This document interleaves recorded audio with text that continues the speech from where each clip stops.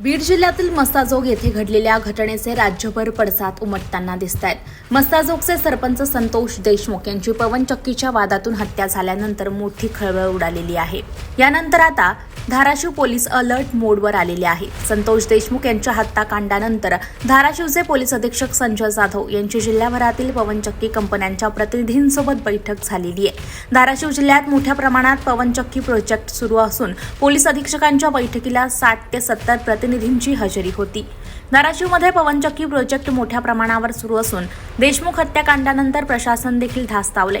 बीडच्या शेजारीच असणाऱ्या धाराशिव जिल्ह्यात पवनचक्की कंपन्यांच्या प्रतिनिधींना पवनचक्की प्रकल्पाच्या ठिकाणी घडणाऱ्या गोष्टींवर नजर राहावी यासाठी सीसीटीव्ही कॅमेरे बसवण्याच्या सूचना या ठिकाणी देण्यात आलेल्या आहेत। तसेच पवनचक्की प्रकल्पावरील खासगी सुरक्षा रक्षकांकडून कोणाला दमदाटी होणार नाही याची काळजी घेण्याचे आदेश बैठकीत देण्यात आले।